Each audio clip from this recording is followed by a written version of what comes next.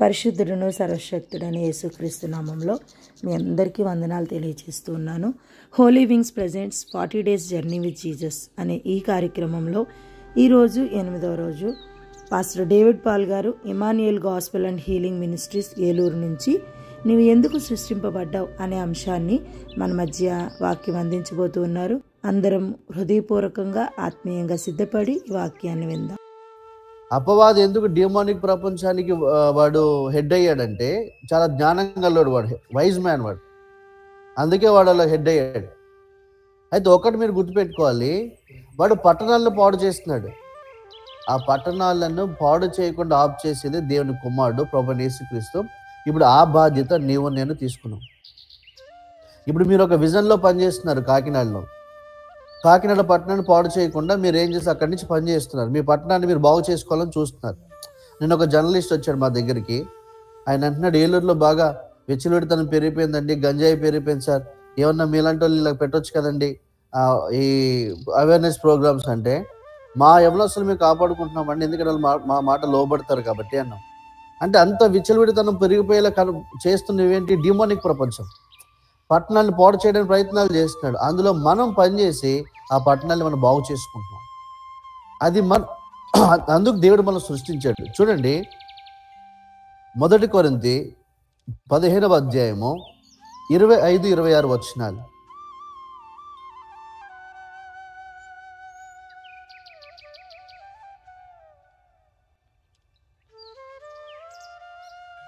ఎందుకనగా తన శత్రువులనందరినీ తన పాదముల క్రింద ఉంచే వరకు ఆయన రాజ్య పరిపాలన చేయుచుండవలెను. ఆల్రెడీ ఆయన ప్రభువైన యేసుక్రీస్తు భూమి మీద నుంచి వెళ్ళిపోయారు, ఆరోహణమయ్యారు. అంటే ముందు రిఫరెన్స్ ఇవేం టచ్ చేయట్లేదు, సమయం తక్కువ ఉన్నందుకు. తన శత్రువులందరినీ తన పాదముల కింద ఉంచే వరకు మనం ఆయన రాజ్య పరిపాలన చేయుచుండాలి. ఎలా చేస్తాడండి రాజ్య పరిపాలన? నీ ద్వారా, నా ద్వారా. అంటే కాకినాడలో ఉన్నటువంటి శత్రువులందరూ ఆయన పాదాల కిందకు తెచ్చే బాధ్యత మీదే. లేకపోతే ఇండియా,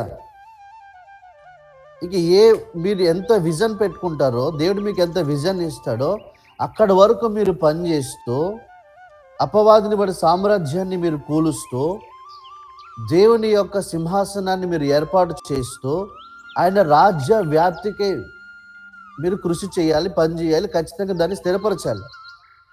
అందుకే సృష్టించబడ్డాం మనం. నిన్నంతా చూసాం, అన్యజనులు అంటే దేవుని వెలుగులోంచి, అంటే దేవుని జీవంలోంచి వేరుపరచబడ్డారు. కానీ ఆ జీవం ప్రవహిస్తున్నటువంటి నీవు నేను అదే జీవం మిగతా వారిలో కూడా వచ్చేలా మనం చేయాలి. కానీ చాలామంది ఏమయ్యారంటే వారి జీవన పోరాటంలో చిక్కుకుని పోయారు. అంటే దేని బిడ్డలారా, మీకు తెలుసా అండి, దేవుని దగ్గర నుంచి ఆశీర్వాదాలు సంపాదించడానికి చాలా మంది ప్రయాస పెద్దది. ఎందుకంటే ఏదో చేస్తే కానీ రాదేమో అని వాళ్ళ ఆశ. ఇంకా చాలామంది ఆలోచనలు ఏం చెప్పనా అండి, మేము అరణ్యంలో జీవిస్తున్నాము, అరణ్యంలో ప్రయాణం చేస్తున్నాము అని అంటారు. ఎడారిలో ఉన్నాము, ఏనాటికైనా గమ్యం చేరుతాము, నీటిగల జీవజలంలో యుద్ధకు దేవుడు మమ్మల్ని నడిపిస్తాడు. ఇవన్నీ కొంతమంది మాట్లాడతారు మా దగ్గర కూడా. అప్పుడు నేను ఆలోచిస్తాను, వాక్యంలో క్లియర్గా ఉంది. చూడండి, హెబ్రీయులకు రాసిన పత్రిక 3వ అధ్యాయం 9వ వచనం చూడండి.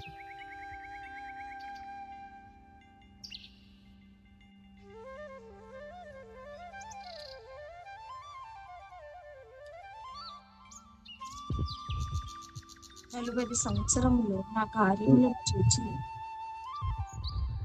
మీ పితరులు నన్ను పరీక్షించి శోధించరు. మీరు ఆలోచించండి, వాళ్ళు ఐగుప్తు నుంచి రాగానే చాలా తక్కువ ప్రయాణంలో కనానికి వెళ్ళిపోవాలి. కానీ వాళ్ళు మార్గాలు గైకోనలేదు కాబట్టి ఇంకా క్లియర్గా కింద ఉంటుంది.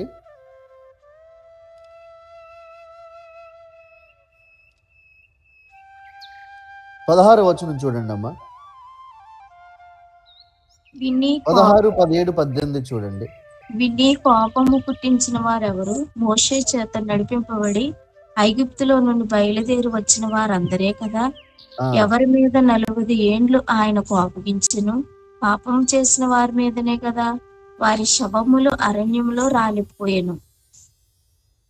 తన విశ్రాంతిలో విశ్రాంతిలో ప్రవేశింపరని. ప్రవేశింపరని ఎవరిని గూర్చి ప్రయాణం చేసెను?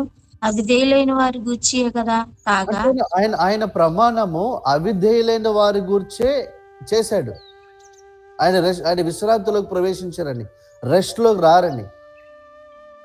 కానీ ఇప్పుడు మనకు రెస్ట్ హెవెన్కి వెళ్ళే వరకు ఆగాల్సిన అవసరం లేదు, ఇక్కడే ఉంది. ఇప్పుడు ఎందుకంటే మనం అవిధేయులం కదా. ఇప్పుడు మన అరణ్యంలో లేవు. చూడండి, కొలసీలకు రాసిన పత్రిక 3వ అధ్యాయం 6వ వచనం చూడండి ఒకసారి.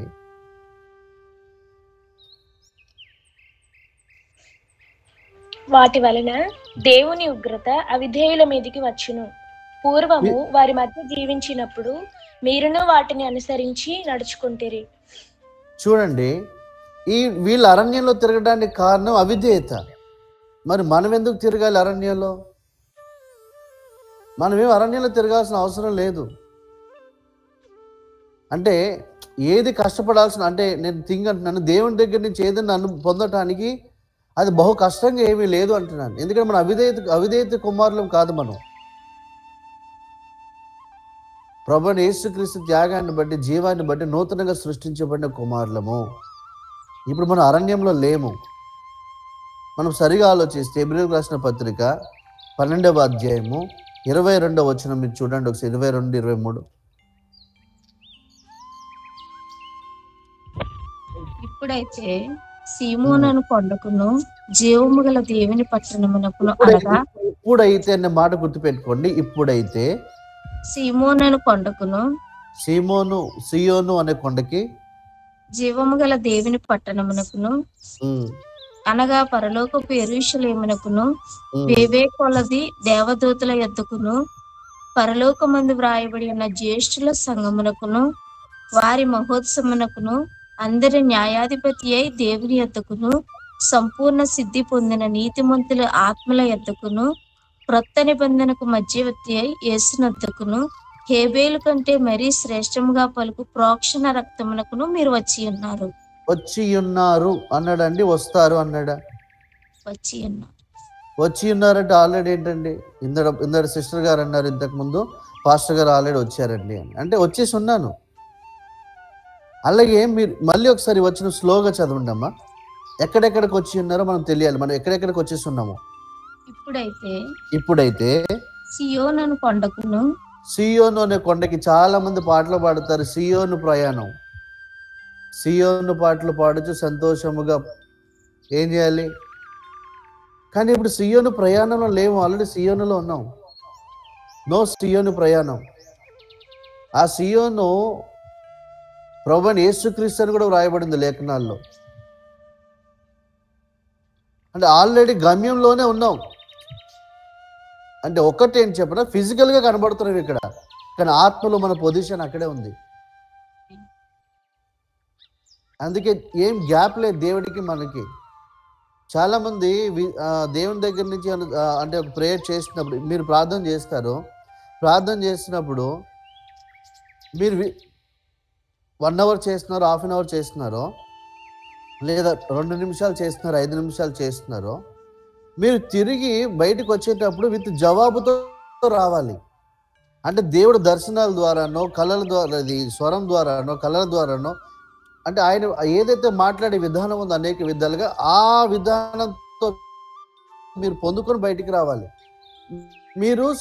మీరు అరణ్యంలో ఉంటే దేవుని దగ్గర నుంచి వచ్చే ఎన్కౌంటర్ చాలా లేటుగానో, లేకపోతే ఎప్పుడో ఒకసారి ఉంటుంది. అదే మీరు సియోన్లో ఉన్నారని మీకు అర్థమైతే, అంటే యేసుక్రీస్తు ప్రభుకి మీకు మధ్య గ్యాప్ లేదని సంగతి మీకు తెలిస్తే, మీరు స్నానం చేస్తున్నప్పుడు కూడా దర్శనాలు చూడవచ్చు. మీరు ఫిజికల్గా మీరు స్నానం చేస్తున్నారు, బట్ మీరు ఆత్మలో యాక్టివ్గా ఉన్నారు, సియోన్లో ఉన్నారు. కాబట్టి మీరు స్నానం చేస్తూ కూడా విజన్ చూడవచ్చు. అక్కడ దేవుడు మీకు ఆయన నెక్స్ట్ ఏంటి తెలియజేయచ్చు.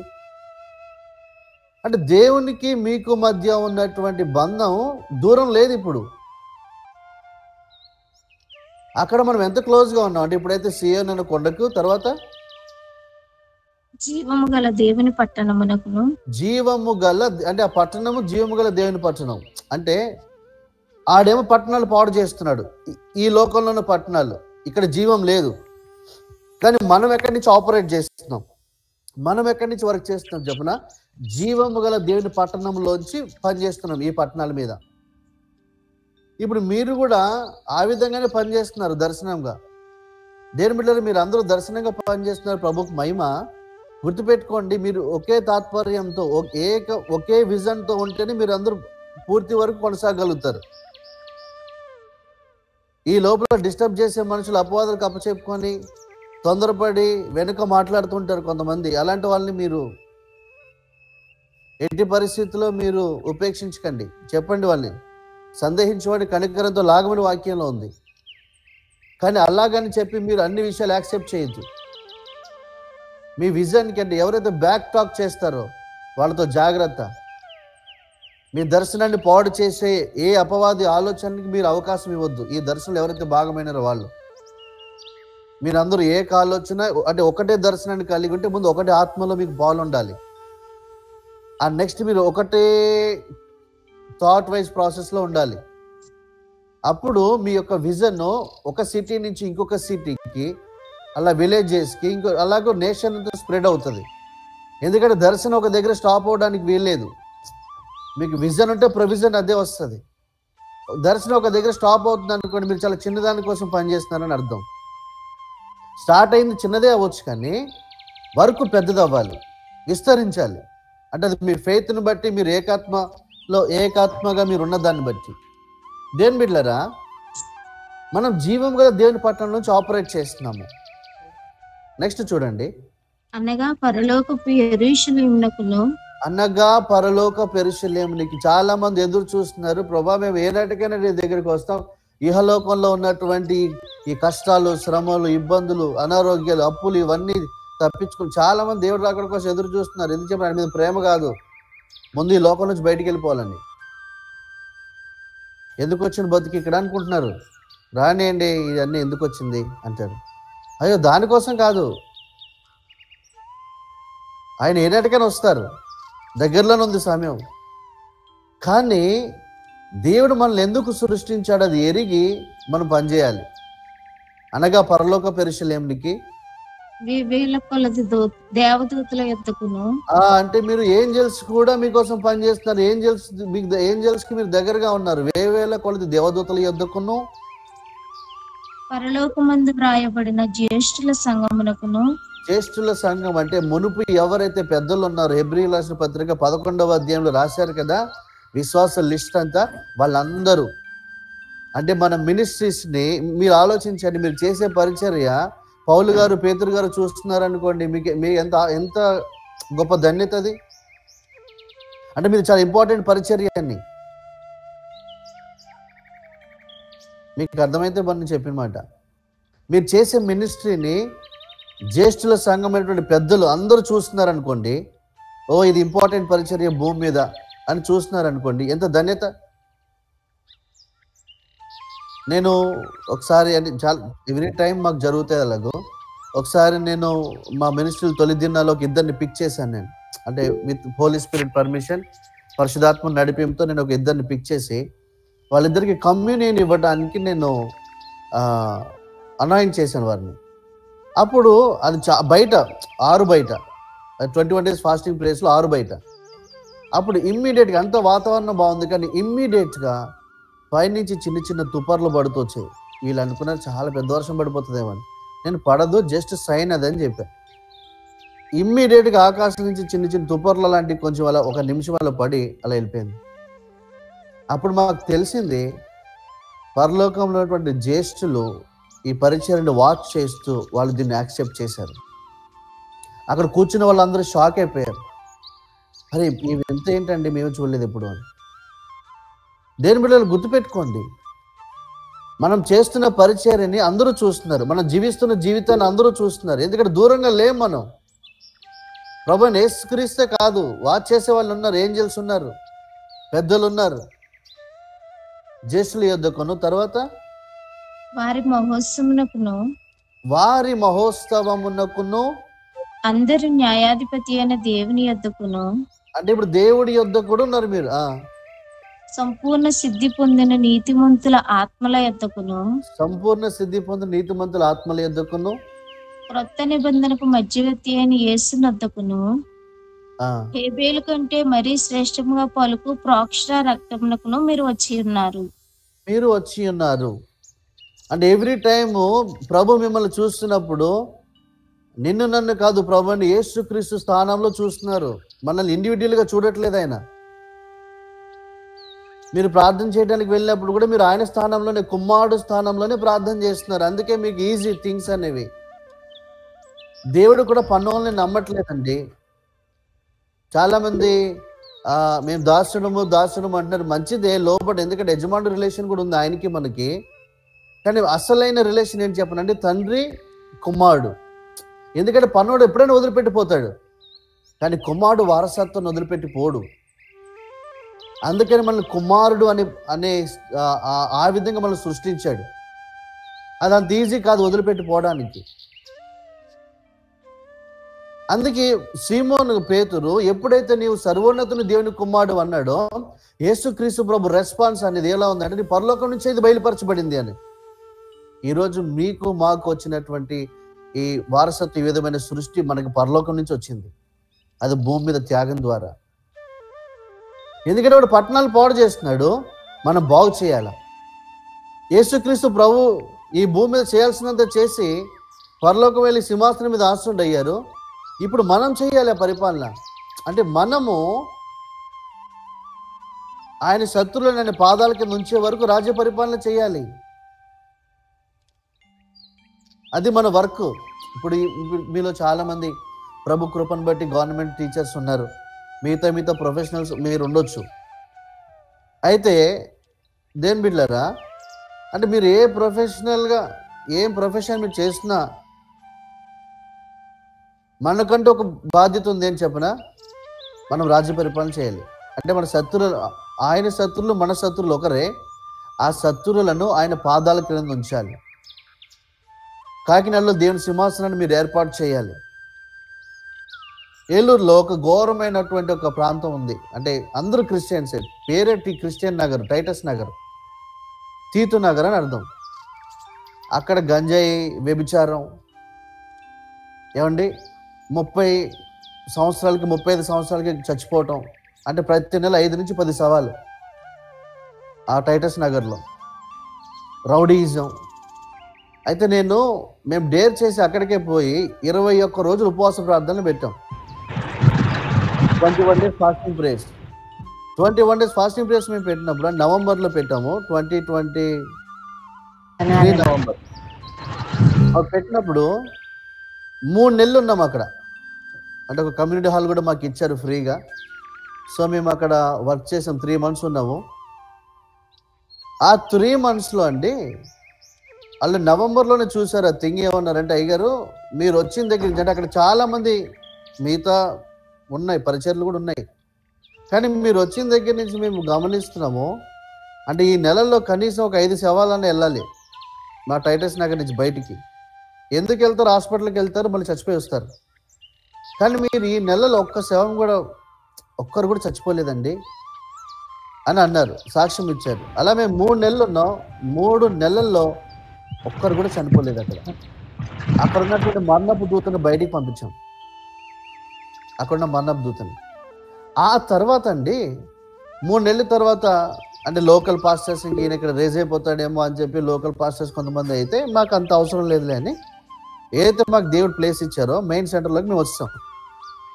అయితే వెళ్ళేటప్పుడు నేను అన్న లాస్ట్ వీక్లో, నేను బయటకు వెళ్తున్నాను కదా, మళ్ళీ మీరు చూస్తారు ఇక్కడ మరణాలని చెప్పి. ఎప్పుడైతే నేను ఇలా వెళ్ళానో, ఫస్ట్ ఎఫెక్ట్ అయిన ఎవరైతే అపోజ్ చేశారో ఒక పాస్టర్ గారు, ఆయనకి హార్ట్ అటాక్ వచ్చి హాస్పిటల్లో జాయిన్ అయ్యారు. తర్వాత ఈ రోజుకి ఇప్పటికీ, అంటే కంటిన్యూస్గా 1 year గడిచిన ఇప్పటికీ ఫోన్ చేసి వాళ్ళు అంటున్నారు, అయ్యగారు మీరు ఉన్న ఈ రోజులు మాకు బాగుందని ఇక్కడ అందరూ మాట్లాడుకుంటున్నారు. ఇప్పుడు ప్రతి నెల 5 నుంచి 10 మంది చచ్చిపోతున్నారు. కారణము ఆ పట్టణాన్ని అపవాది పాడు చేస్తున్నాడు, దురాత్మలు పాడు చేస్తున్నాయి, ఘోరమైన వ్యభిచారం. గంజాయి, రౌడీయిజం. చర్చిలు లేవంటే చాలా ఉన్నాయి. మళ్ళీ కారణం ఏంటి చెప్పిన దేవుని బిడ్డలారా? అంటే వారసత్వంతో పనిచేయట్లేదు, దాసత్వంతో పనిచేస్తున్నారు. మనకున్న బాధ్యత ఏంటి? అక్కడ ఉన్నటువంటి అంటే మేము ఒక్కటే, నేను ఆ రోజు ఐ ప్రే 21 days చెప్పిన, ఇక్కడ ప్రభు సింహాసనాన్ని స్థాపించాలి. ఇక్కడ ఏదైతే అపవాది వాడి సింహాసనం వేసుకుని కూర్చున్నాడో వాడి సింహాసనం నేల కూర్చాలి. ఇదే మెయిన్. మీరు గుర్తుపెట్టుకోవాలి, మీరు పనిచేస్తున్నారంటే ఒక విజన్లో మీరు జీవిస్తున్నారు ఈ భూమి మీద అంటే మీరు ఒకటే గుర్తుపెట్టుకోవాలి, నేను దేవుని కుమారుడిగా భూమి మీద జీవిస్తున్నాను, ఆ విధంగానే సృష్టించబడ్డాను. నేను సృష్టించబడినందుకు వర్క్ ఏంటి చెప్పినా, మీరు గవర్నమెంట్ టీచర్ అవ్వాలని కాదు, అవి అవ్వద్దు అంటే ఖచ్చితంగా అవ్వాలి. కానీ అది కూడా చేస్తూ అందుకంటే మించిన పొజిషన్ ఏమిటో మీరు ఆలోచించాలి. ఇప్పుడు మీరు గవర్నమెంట్ టీచర్ అయ్యారు, మీకు డిఈఓ పొజిషన్ ఇస్తే మీరు ఏం కోరుకుంటారండి? డిఈఓకే వెళ్తారు, ఇదేంటి చిన్నదంటారు. అలాగే మీరు ఈ లోకంలో మీరు టీచర్గా పనిచేస్తున్నా లేకపోతే వేరే ఏదైనా మీరు వర్క్ చేస్తున్నా అండి, నాట్ ఓన్లీ టీచర్, వేరేది ఏదైనా అండి, మీకు హైయెస్ట్ పొజిషన్ ఏంటి చెప్పనా, మీరు son of God or daughter of God. Son of God అని అనుకోవచ్చు, ఎందుకంటే మీ ఆత్మలో పురుషులుగానే ఉన్నారు. మీరు ఆ విధమైన దానికే సృష్టించబడ్డారు, దానికే పనిచేయాలి. మీరు చదువమ్మ, తన శత్రువులందరినీ తన పాదముల కింద ఉంచే వరకు. హలో,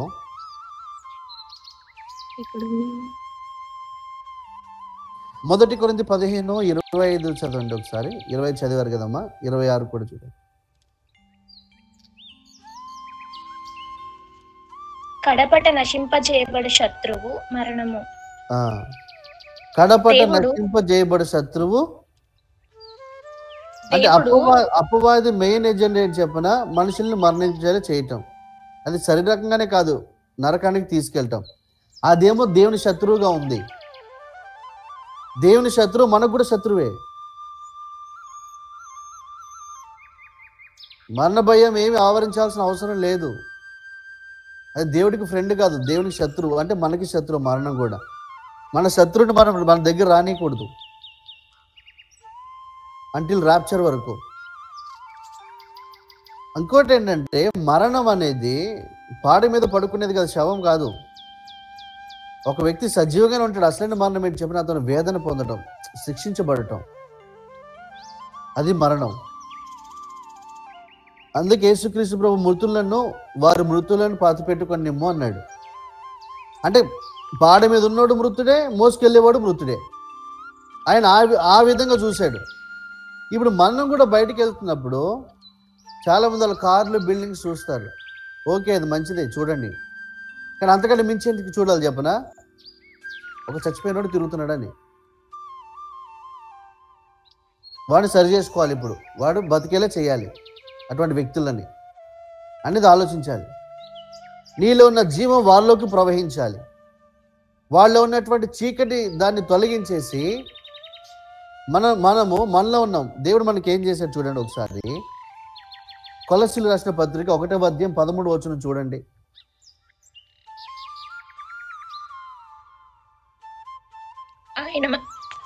ఆయన మనలను అంధకార సంబంధమైన అధికారంలో నుండి విడుదల చేసి తాను ప్రేమించిన తన కుమారుని యొక్క రాజ్య నివాసులనుగా చేసెను. అంటే దాని అర్థం ఏంటండి?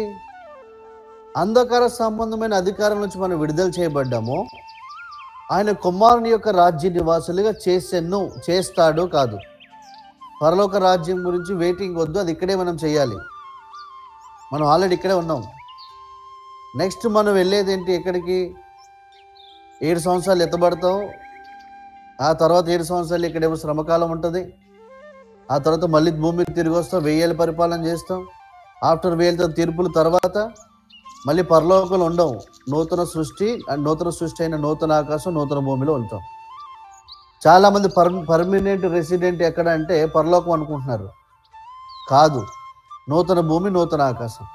అయితే దేని బిడ్డలారా, మనల్ని ఏదైతే అంధకార సంబంధ అధికారుల నుంచి విడిపించాడో అలాగే మనం కూడా ఇతరులను విడిపించాలి.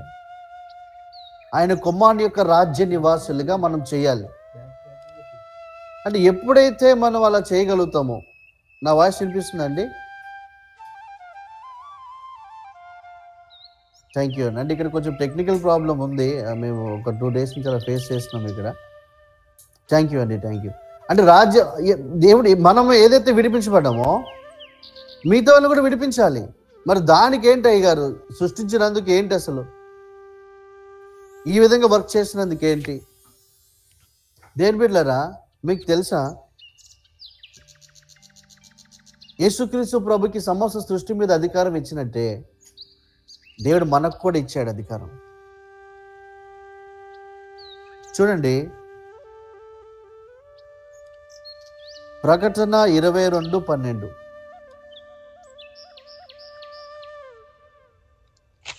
ఇదిగో త్వరగా వచ్చుచున్నాను, వాని క్రియ చొప్పున ప్రతివానికి ఇచ్చుటకు నేను సిద్ధపరిచిన జీతము నా యొద్ద ఉన్నది. అంటే తెలుగులో జీతం అని ఉంది కానండి, ఇంగ్లీష్లో రివార్డ్ అని ఉంది. రివార్డ్ అంటే జీతం వల్ల ఏం ఉపయోగం లేదండి, రివార్డే. ఒక మనిషిని బాగా పెంచేది, ఒక మనిషిని వృద్ధి చేసేది రివార్డే. ఒక వ్యక్తికి, అంటే మీకు అర్థం చేయడానికి చెప్తే, ఒక వ్యక్తికి 15,000 జీతం ఉందనుకోండి, అతనికి ఇమీడియట్గా ఒక వ్యక్తి అంటే జీతం 15,000, కానీ రివార్డ్ ఒకేసారి ఒక 15-20 లక్షలు కారు ఇచ్చారనుకోండి, అతను ఈ వ్యక్తి అలాంటి కారు కొనుక్కోవడానికి ఎంత టైం పడుతుంది? సో దేవుని దగ్గర పాపం చేసిన వాడికి జీతం వస్తుంది,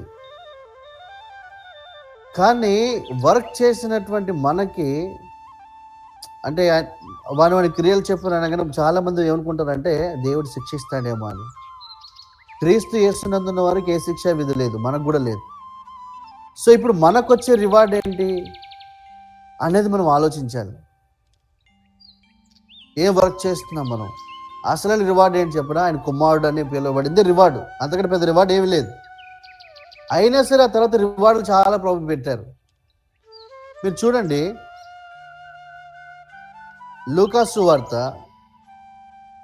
సరే ఒకసారి దానియేలు గ్రంథము 7వ అధ్యాయము చూసి మనం అక్కడికి వద్దాము. దానియేలు గ్రంథము 7వ అధ్యాయము 21 వచనం నుంచి 27వ వచనం వరకు చూడండి. ఈ కొమ్ము పరిశుద్ధములతో యుద్ధము చేయొచ్చు, వారిని గెలిచిన దాయను. ఆ మహావృద్ధుడు వచ్చి మహోన్నతిని పరిశుద్ధుల విషయంలో తీర్పు తీర్చే వరకు అలాగు జరుగును. ఈ కొమ్ము ఏంటంటేనండి అబద్ధపు క్రీస్తు. చాలా మంది అంత్యక్రీస్తు అని అంటారు, కానీ అంత్యక్రీస్తు ఏం లేదు, ఎందుకంటే ఉన్నది ఒకటే క్రీస్తు. అబద్ధపు క్రీస్తులు మాత్రం చాలా మంది ఉన్నారు. ఆ అబద్ధపు క్రీస్తులు వాడు లాస్ట్ ఇయర్, ఆ కొమ్ము వాడే. తర్వాత పరిశుద్ధులతో యుద్ధము చేయొచ్చు, వారిని గెలిచిన దాయను.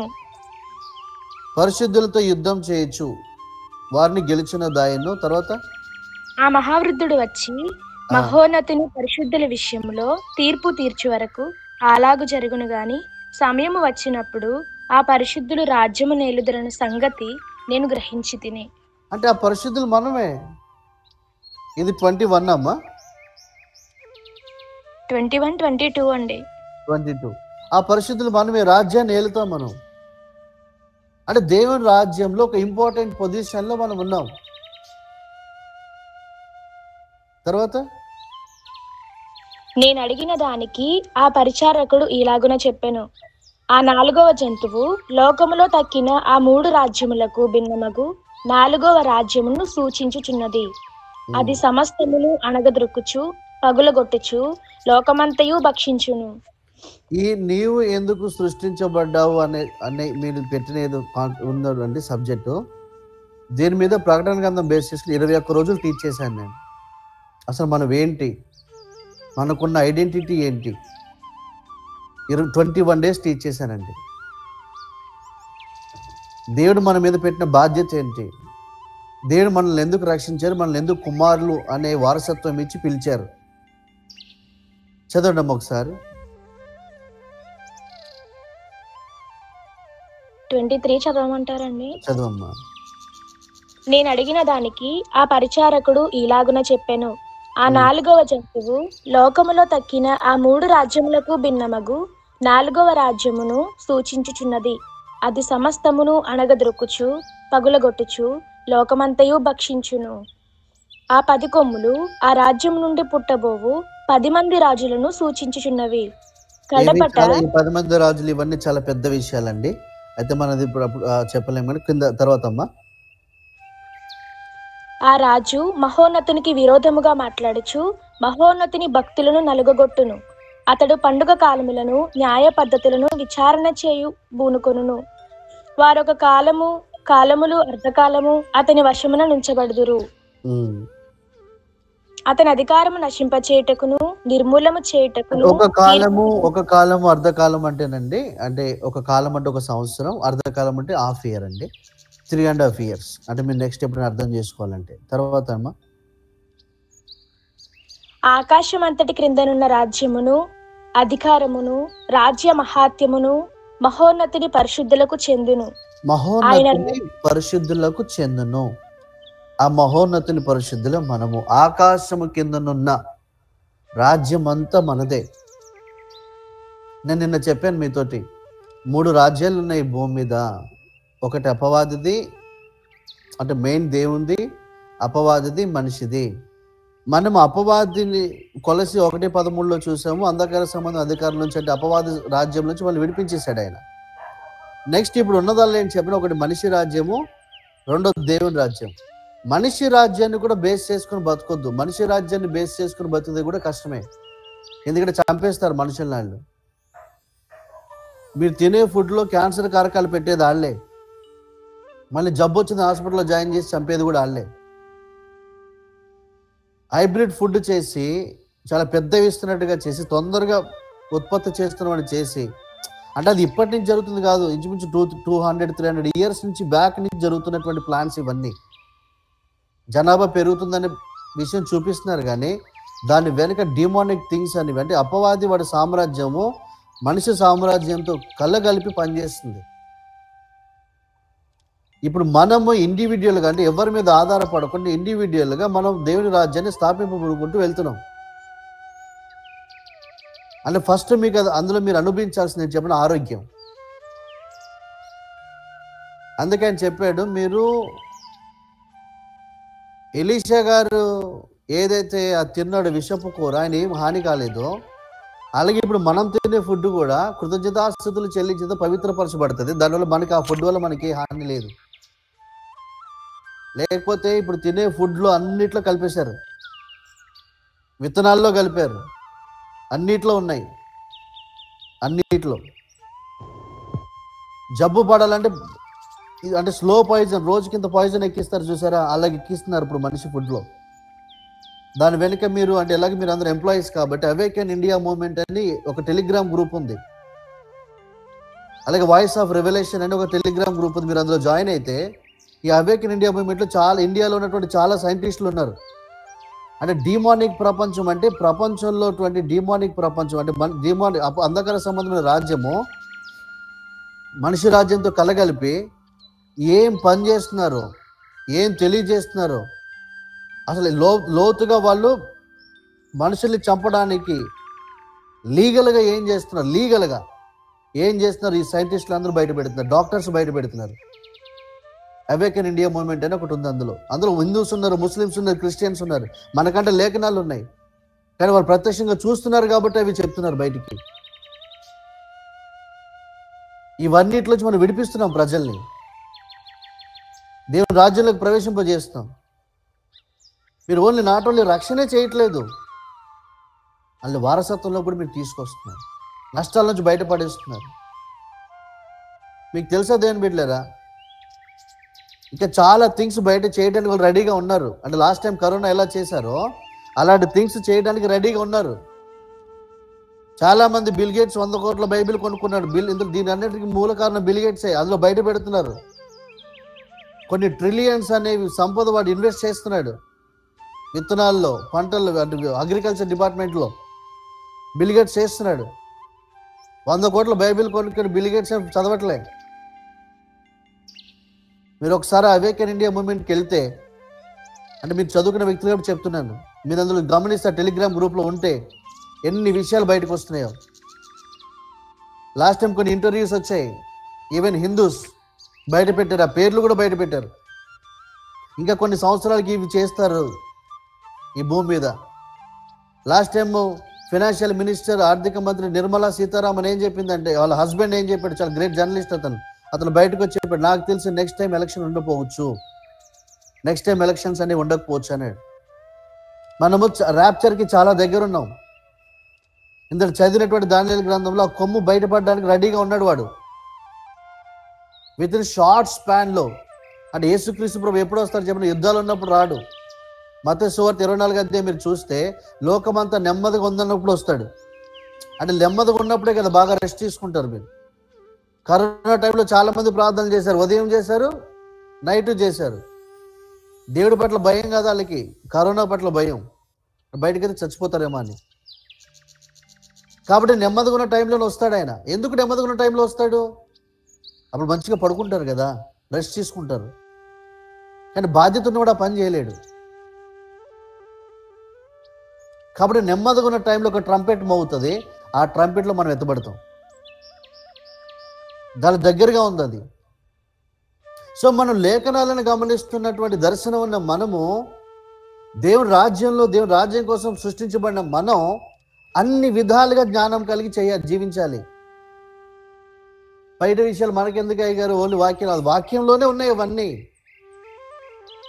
మనకి ఎంతసేపు ఏమి విషయాలు ఆలోచిస్తున్నామంటే, పాపం అనే దగ్గర ఎక్కువ తిరిగిపోతున్నారు. అంటే పాపం అనే దగ్గర రౌండ్ వేస్తున్నాడు. అది కూడా అపవాది. అంటే సైలెంట్గా సంఘాల్లో ప్రవేశించాడు. మీకు తెలుసా, యేసుక్రీస్తు ప్రభు మిమ్మల్ని చూసినప్పుడు, అంటే ఒక వ్యక్తి పాపం చేస్తున్నప్పుడు ఆ వ్యక్తి మీద దేవుడు ఏం చూస్తాడు? ప్రభు యేసుక్రీస్తు రక్తాన్ని చూస్తాడు. ఒక క్రిస్టియన్ అంటే తెలుసో తెలియక మిస్టేక్ చేశాడు, కానీ అతను ఇమ్మీడియట్గా రిపెంట్ అయ్యి మళ్ళీ వచ్చే అవకాశం ఉంది కదా అతనికి. దేని బట్టి ఉంది చెప్పిన, ప్రభు యేసుక్రీస్తు రక్తం అతని మీద ప్రోక్షించబడింది, అందుకుంది. సో ఇప్పుడు సిన్ వల్ల అతను నష్టపోవాల్సిన అవసరం లేదు. తొందరగా అతను తేరుకొని మళ్ళీ ప్రభు రాజ్యంలో పనిచేయచ్చు, ముందు ప్రయాణం చేయొచ్చు, దేవుని యొక్క మనస్సాక్షిని కలిగి. మన దగ్గర ఆగిపోవాల్సిన అవసరం లేదు. దేని బిడ్డలారా, మహోన్నతుని పరిశుద్ధులదే రాజ్యాధికారం, అంటే మనదే. అది దేవుడు మనకి ఇచ్చినటువంటి కృప. ఇది ఈ విధంగా జీవించడం వల్ల, అంటే ఈ విధంగా మనం చేయటం వల్ల, మీరు చూడండి,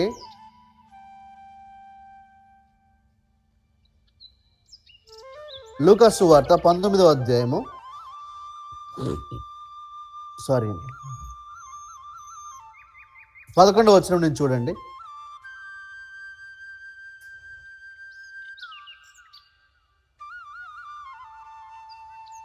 లూకా సువార్త 19వ అధ్యాయం 11వ వచనం నుంచి. వారి మాటలు వినిచుండగా తాను యెరూషలేమునకు సమీపమున ఉండుట వలనను దేవుని రాజ్యము వెంటనే అగుపడునని వారు తలంచుట వలనను ఆయన మరి ఒక ఉపమానము చెప్పెను. ఏమనగా, రాజకుమారుడు ఒక రాజ్యము సంపాదించుకొని మరలా రావాలనని దూరదేశమునకు ప్రయాణమై తన దాసులను 10 మందిని పిలిచి వారికి 10 మినాలనిచ్చి, నేను వచ్చే వరకు వ్యాపారం చేయుడని వారితో చెప్పాను. ఒక చోట యేసుక్రీస్తు ప్రభు, ఒక్క నిమిషము, థ్యాంక్ యూ. ఒక చోట యేసుక్రీస్తు ప్రభు ఏమన్నాడంటే అండి, నేను నా తండ్రి వ్యాపారంలో ఉన్నా అన్నాడు. నేను నా తండ్రి వ్యాపారంలో. ఎప్పుడు కూడా ఆయన ఏం ఉపమానం, యేసుక్రీస్తు ప్రభు ఉపమానం ఎప్పుడు కల్పిత కథ కాదండి. అయితే జరగబోయేదో లేకపోతే జరిగిందో ఈ రెండే చెప్పాడు, కానీ ఎప్పుడు స్టోరీస్ చెప్పలేదన్న. అంటే కల్పిత కథలు ఎక్కడా లేవు, నో కల్పిత కథలు అసలు ఆయన మెసేజ్లో. ఊహాగణాలు అంటాం కదా, ఊహించి చెప్పింది ఏమి లేదు. అయితే ఎగ్జాంపుల్గా తీసుకొని ఉపమానం అని చెప్పింది, అది జరిగిందో లేదా జరగబోయేదో అదే చెప్పాడు ఆయన. చదువమ్మా. అయితే అతని పట్టణస్థులు అతని ద్వేషించి, ఇతడు మమ్ము నేలుట మాకిష్టము లేదని అతని వెనుక రాయబారము పంపిరి. అతడు ఆ రాజ్యము సంపాదించుకొని తిరిగి వచ్చినప్పుడు ప్రతివాడును వ్యాపారము వలన ఏమేమి సంపాదించానో తెలుసుకొనుటకై తాను సొమ్మిచ్చిన దాసులను తన యొద్దకు పిలువమని ఆజ్ఞాపించెను. మొదటివాడు ఆయన ఎదుటికి వచ్చి, అయ్యా, నీ మినా వలన 10 మినాలు లభించినని చెప్పగా, అతడు, భళా మంచి దాసుడా, నీవు ఈ కొంచెములో నమ్మకముగా ఉంటివి గనుక 10 పట్టణముల మీద అధికారివై ఉండుమని వానితో చెప్పెను. మీరు ఆలోచించండి, మీరు కాకినాడలో పనిచేస్తున్నారు, ఇప్పుడు ఇక్కడ కూడా మీరు విస్తరింపజేయచ్చు. ఆఫ్టర్ ర్యాప్చర్ తర్వాత 1000 years 1000 ఏళ్ల పరిపాలనలో మీరు పనిచేసినందుకు రివార్డుగా కొన్ని పట్టణాలు ఇచ్చే పట్టణాల మీద మిమ్మల్ని అధికారిగా పెడితే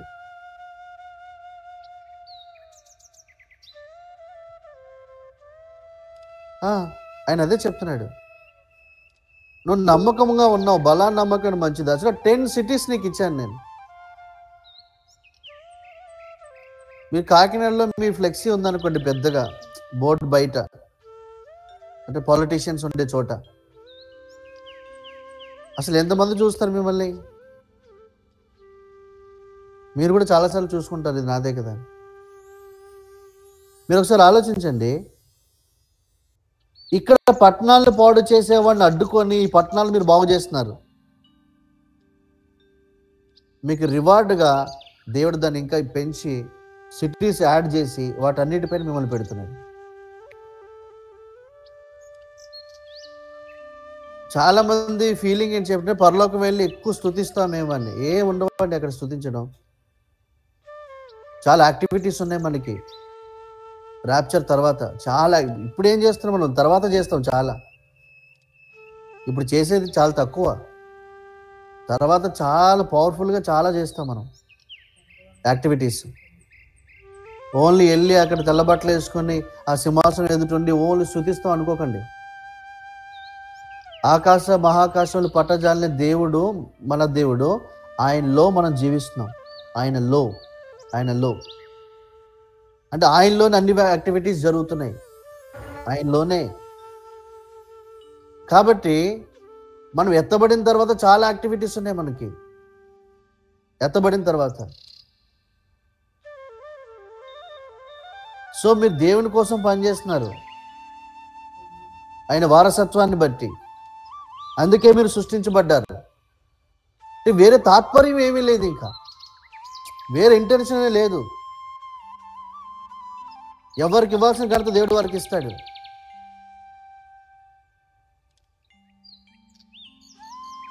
మీ ఇంటెన్షన్, మీ లోపల ఉన్నటువంటి మీ యథార్థతను బట్టి మిమ్మల్ని ఏ విధంగా ముందుకు తీసుకెళ్లాలో ప్రభు చూస్తారు. పరిశుద్ధాత్ముడి సహాయం ఉంటుంది మీ లోపల ఉన్న దాన్ని బట్టి. ఎందుకంటే క్రీస్తు మనస్సాక్షిని మీరు కలిగి ఉన్నారు కాబట్టి. ఎందుకంటే మీ మనస్సాక్షితో పరిశుద్ధాత్ముడు కూడా సాక్ష్యం ఇస్తాడు. తర్వాత పరిశుద్ధాత్ముడు కూడా సాక్షిగా ఉన్నాడు, ఆయన ఉన్నారు. హౌ మీరు ఎలా రెస్పాండ్ అవుతున్నారు, హౌ మీరు ఎలా జీవిస్తున్నారు ఈ భూమి మీద, మీరు ఏ విధమైనటువంటి ఇంటెన్షన్తో ఉన్నారు, ఇవన్నీ ఆయన తర్వాత సాక్ష్యం ఇస్తారు. ఆకాశాలు మిగతా థింగ్స్ అని ఇచ్చే సాక్ష్యాల కంటే మించి ఆయన సాక్ష్యం చాలా పెద్దది, పరిశుద్ధాత్మ ఉంది. సో మీలో ఉన్నటువంటి దేవుడికి మీరు ఎవ్రీ టైం భయపడాలి, భయపడి ఆయనకి లోబడాలి. అది మీరు ఎక్కడున్నా సరే, మీరు ఏ వర్క్లో ఉన్నా, ఇంట్లో ఉన్నా, మీరు దేవునిలో ఉన్నారు, ప్రభువులో ఉన్నారు అనే దాన్ని మీరు మర్చిపోకూడదు. ఎందుకంటే మన సృష్టి వెనక అంత ఈజీగా జరగలేదు కార్యం. ఆయన మహిమను వదిలిపెట్టి ఈ భూమి మీదకి వచ్చి రిక్తుడిగా ఉండి చాలా పెద్ద త్యాగం చేసి ఆయన పొజిషన్ ఇప్పుడు మనకిచ్చి ఆయన పైకి వెళ్ళి మనల్ని వాచ్ చేస్తున్నాడు, చూస్తున్నాడు. ఆయన నేను చేసిన త్యాగాన్ని బట్టి, నేను ఇచ్చినటువంటి వారసత్వాన్ని బట్టి ఈ పలానా వ్యక్తి ఏం చేస్తున్నాడు, పలానా వ్యక్తి ఏం చేస్తున్నారు, పలానా వ్యక్తి ఏం చేస్తుంది ఆవిడ, ఇవన్నీ వాచ్ చేస్తున్నాడు ఆయన. ప్రతి ఒక్కరి మనస్సాక్షి ఆయనకి తెలుసు, ఇవన్నీ చూస్తున్నాడు. కాబట్టి ఆయన సృష్టిలో ఏ లోపం లేదని మీరు నమ్మితే, ఎస్, ఆయన సృష్టిలో ఏ లోపం లేదండి. ఆయన సృష్టిని, మీరు ఆయన సృష్టి, ఆయన సృష్టిలో ఏ లోపం లేదు. కానీ మీ వ్యక్తిగత నిర్ణయాలను బట్టి మీరు మాత్రం తెచ్చుకోవద్దు లోపాలు. ఎందుకంటే వాక్యంలో ఏ లోపం లేదు. నేను చెప్పాను, మీరు వాక్యం వల్ల పుట్టారని. రక్తము మీలో ప్రవహిస్తున్నది ఎంత నిజమో మీకు కనబడుతుంది. దాన్ని బట్టి అంతకంటే మించిన నిజం ఏంటి చెప్పనా? వాక్యం మీలో ప్రవహిస్తుంది. అది మీకు తెలియాలి ఫస్ట్. ఎప్పుడైతే మీరు దాన్ని గ్రహిస్తారో దేవుని బిడ్డలారా, దేవుడు మిమ్మల్ని ఎందుకు సృష్టించారో మీరు గ్రహిస్తారో అప్పుడు మీరు ప్రభు కోసం నిలబడి జీవించగలుగుతారు. చూడండి, తర్వాత చూడండి.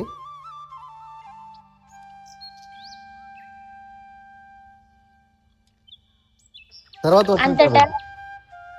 అంతటా రెండవ వాడు వచ్చి, అయ్యా, నీ మినా వలన 5 మినాలు లభించెననగా అతడు, నీవును 5 పట్టణముల మీద ఉండుమని అతనితో చెప్పెను. అంతటా మరి ఒకడు వచ్చి, అయ్యా, ఇదిగో నీ మినా, నీవు పెట్టని దానిని ఎత్తుకొని వాడవును, విత్తని దానిని కోయువాడవునైనా కఠినుడవు గనుక నీకు భయపడి దీన్ని రుమాలున కట్టి ఉంచి తినని చెప్పెను. అందుకతడు, చెడ్డదాసుడా, నీ నోటి మాటను బట్టియే నీకు తీర్పు తీర్చుదును. నేను పెట్టని అంటే టైం అయిపోతుంది, దగ్గరికి వచ్చాం కాబట్టి మీ దాంట్లో ఉన్న వాళ్ళు ఎవరన్నా దేవుడి ఇచ్చిన తలాంతులు దేవుడి కోసం వాడండి. ఈ విజన్లో పనిచేయండి. ప్రభు రాజ్య విస్తరణ చేయండి. ఇది ఎవరు ఫేమ్ కోసం చేయట్లేదు. మనం దేవుని పని వ్యక్తిగతమైన గొప్ప కోసం చేయట్లేదు. దేవుని యొక్క రాజ్య విస్తరణకే చేస్తున్నాం. మన ప్రభుని ఆయన ఆల్రెడీ గొప్పవాడే, ఆ గొప్పతనాన్ని వివరిస్తూ చేస్తున్నాం మనం. అంతే. మనం గొప్ప చేయడం గొప్ప అవ్వట్లే. చాలా మంది అని ఫీల్ అవుతుంది, నేను నా దేవుని గొప్ప చేస్తాను. ఎస్ చెయ్యి, కానీ ఆయన ఆల్రెడీ గొప్పవాడు కాబట్టి గొప్ప చేస్తున్నాం. మనం గొప్ప చేస్తే ఆయన గొప్ప అవ్వట్లే. ఆయన ఆల్రెడీ గొప్పవాడే. మీరు చేసే వర్క్ని బట్టి మీకు రివార్డ్ ఉంది. అందుకే సృష్టించబడ్డారు. వేరే ఏం లేదు మీకు, ఇంటెన్షన్ ఏం లేదు మీకు. మీరు లేఖనమంతా ఎతకండి, మీరు ఎందుకు సృష్టించబడ్డారో తెలుస్తుంది. ఆయన త్యాగం చేసేసి ఇంక నీ బతుకును వెళ్ళిపోతున్నాను ఏం చెప్పలేదు. ఆయన వారసత్వాన్ని ఇచ్చి నా కోసం జీవించిపోయని చెప్పి వెళ్ళాను ఆయన. అందుకే సృష్టించబడ్డాం మనం. నీ సృష్టికి విరుద్ధంగా వెళ్తే అరణ్యంలో తిరగాల్సిందే. అవిధేయత కుమారుల మీదకి ఉగ్రత వచ్చినట్టు లాస్ట్లో ఎత్తబడే సమయంలో విడవబడతారు వాళ్ళు. అంతే, ఇంకేం లేదు. అవిధేయత కుమారుల మీద కూడా మన్నా రాలేదంటే వచ్చింది, సప్లై లేదంటే వచ్చింది. కానీ వేదన ఉంది వాళ్ళకి, సప్లై ఉంది, నష్టము కష్టాలన్నీ ఉన్నాయి వాళ్ళకి. బట్ విధేయత కుమారులు మన సీఎంలో ఉన్న మనకి సప్లై ఉంది, అధికారంతో కూడినటువంటి జీవితము ఉంది. అందుకే సృష్టించబడ్డాం మనం. ప్రభు కోసం జీవించడానికి సృష్టించబడ్డాం. అందుకే చేశాడు మన యజమాని మనల్ని. వేరే ఏ థాట్ లేదు ఆయనకి. ఇదంతా అయిపోయిన తర్వాత ఆయన లాంటి వాళ్ళందరినీ, ఇప్పుడు చూడండి, ఆయన లాంటి వాళ్ళందరినీ ఆయన ఒక పట్టణంలో పెట్టుకుంటున్నారు. అదే నూతన యెరూషలేము, నూతన సృష్టి, నూతన ఆకాశం, నూతన భూమి. ఆయన లాంటి వాళ్ళందరినీ కాదు, మళ్ళీ ఆయన లాంటి వాళ్ళనే, ఆయనలాగా ప్రభువైన యేసుక్రీస్తులాగా తండ్రికి లోబడి జీవించినటువంటి వ్యక్తులనే, అందరినీ కాదు. ఈ లోకంలో మీరు ఎంత గొప్ప అని అవ్వనివ్వండి, మీరు ఎంత పెద్ద అయినా అవ్వనివ్వండి, ఏదైనా కానివ్వండి, కానీ మీ సృష్టికర్తకి, మిమ్మల్ని సృష్టించిన వ్యక్తికి మీరు ఏం చేస్తున్నారనేది ఇంపార్టెంట్. అలాంటి వ్యక్తులందరికీ దేవుడు ఇచ్చిన ఒక రివార్డే నూతన యెరూషలేము, నూతన భూమి, నూతన ఆకాశం, 1000 పరిపాలన రివార్డ్స్ నేను ఎలా చెప్పాను.